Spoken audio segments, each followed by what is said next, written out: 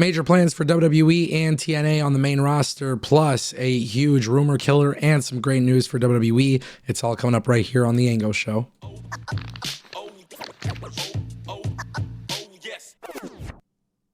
All right, guys, I want to kick things off with some very interesting news. Obviously, we were talking about Vince McMahon potentially starting a wrestling show on Fox.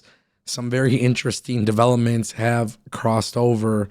Andrew Marchand of The Athletic has reported that Fox is not involved in any potential wrestling company Vince McMahon might be planning. While there has been speculation about McMahon starting a new promotion, a Fox representative confirmed that the network has no connection to the project. Now, obviously, we got to talk about this for a variety of reasons. Truth be told, I'm not buying it. I think Fox and its representatives will 100% deny any involvement. I think they will deny anything associated with this. I think they will be very quiet until the time comes. And the reason for that is because I think they really want to play into really just wait and see what happens with Vince McMahon. There has been a lot of uncertainty about the Vince McMahon situation. There has been a lot of concern about the Vince McMahon situation.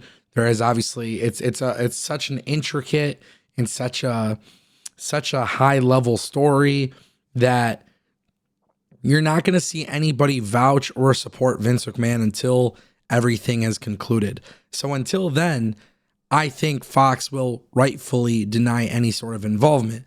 However, let's not pretend that Fox may not get involved whatsoever with Vince McMahon and his potential business. There is a lot of rumors that maybe Vince will do wrestling, maybe he won't do wrestling. But at the same time, too, there is a lot of rumors, and we know that Vince McMahon can't stay away from professional wrestling. So because of that, I think it is safe to assume that we really shouldn't trust any of the reports coming out. Whether it's an entertainment company or a professional wrestling company, I don't think any of those things matter because deep down inside, when it comes to Vince, you really should trust nothing. And that's the same way I feel about Fox. If Fox is going to be involved with Vince McMahon in any capacity, they're not going to admit to it. Now, obviously, we have to wait and see what happens with Vince. Because if Vince is 100% free and clear, yeah, Fox is probably going to eventually be rolled out as a TV partner. You have to wonder what's going to happen here, who's going to be involved. But as I said, it is very much wait and see. You got to be patient, and it's going to be a process. This is not going to be something you get updated on overnight. That brings us to our next topic. WWE LFG has been a really good success for the A&E network.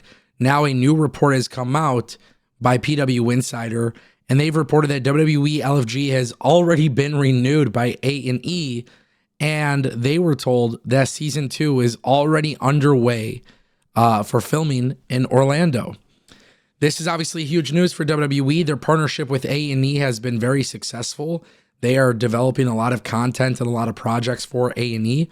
Obviously, with WWE LFG, there is a lot of, there's a lot of positivity, honestly. I think I've seen a lot of people speak positively about the show. It reminds people of Tough Enough. I'd actually take it a little bit of a further step. I would say that WWE LFG reminds me of The Ultimate Fighter. It reminds me of The Voice. It reminds me of Tough Enough. It reminds me of, the beginning of NXT. There is so many things about LFG that are just really good. Honestly, it's a really fun show to watch. And the fact is, they are doing great things for A&E Network. So this is another television partner who, after 2 episodes in, they've already felt like they can do more with WWE. That's awesome. That's not really just a big win for WWE. It's a big win for the fans, but it's also a big win for some of this talent that you guys are seeing for the first time who don't have experience. You guys are getting a look at talent who are now getting an opportunity to go over. And I think like the perfect example is when you watch the first episode and the second episode and you see The Undertaker who is supporting people, now people want to see, okay, well, what is that person going to do on WWE television, right? So there is that level of excitement that people have.